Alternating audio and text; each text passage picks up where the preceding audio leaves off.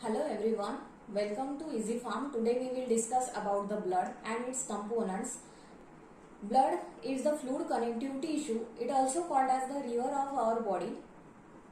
The pH of blood is 7.35 to 7.45. That means it is slightly alkaline in nature. That means it is basic in nature. It composed of mainly two components, that are plasma about 55% and blood corpuscles about 45%. Blood corpuscles are RBCs means erythrocytes, WBCs means leukocytes, and platelets means thrombocytes.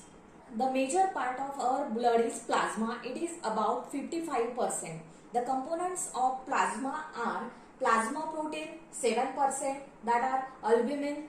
Among that albumin is 60%, then globulin and clotting factor, then electrolytes, nutrients, waste product, hormones and gases. Whole plasma about 55%, and among that plasma proteins are 7%. In that albumin about 60%, means most abundantly found in blood protein is albumin. The main function of albumin is maintain plasma osmotic pressure, also acts as a carrier molecule for the fatty acids, some drug and steroids. It transports some hormones as well as minerals. It inhibits some proteolytic enzymes. Proteolytic enzymes means produces and secreted by the pancreas. Plasma component is clotting factor. Mainly plasma component consists of clotting factor, that is known as fibrinogen. Plasma also consists of the next components which of plasma are electrolytes. In that electrolytes like calcium, sodium and phosphate. Calcium play an important role in and sodium play an important role in impulse transmission. Are important to maintain the acid base balance, so that it balances the pH of the blood also. It maintains the blood pH in between 7.35 to 7.35 to 7.45, means slightly alkaline in nature. And next component of plasma is nutrients. Principally, the nutrients obtained from digested food in the form of amino acid, glucose and glycerol. Electrolytes and nutrients together with they are used to provide the energy to the body as well as provide nutrients to the body. Electrolytes and nutrients together they are very useful to provide energy, heat, repair and replacement, that is mainly in process of wound healing.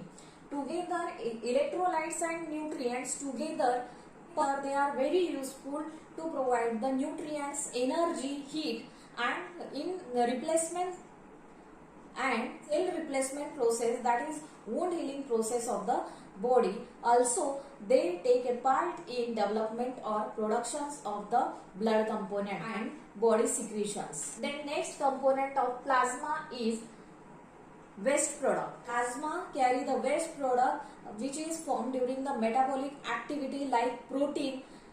Next component of plasma protein is waste product. In that waste product which is obtained from protein metabolism in the liver like urea, creatinine and uric acid, which get transported or carried by the blood to the kidney for the excretion.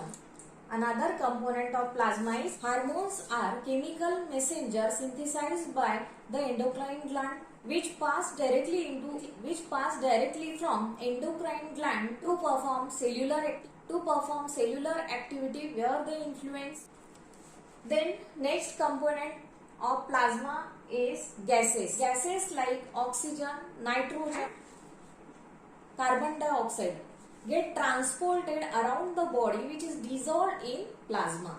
So in this way now we discuss the different component of plasma along with their role.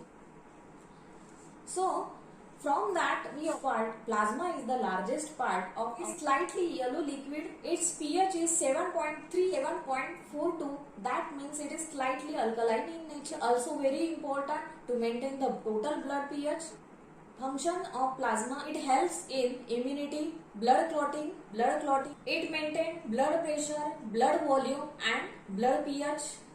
Play an important role in transporting blood cell, nutrients, protein, waste and hormones. So these are very important function of plasma, which is very important to perform our daily activities, to our survival. Now we see the uses of plasma. Plasma commonly given to trauma, burn and shock patient. Plasma, it is given in case of severe liver disease. It is also given in some patient that it is also given to that patient having the clotting deficiency. So in this way plasma is very important to our body. In next video we will discuss about the disease that are related to plasma. Thank you.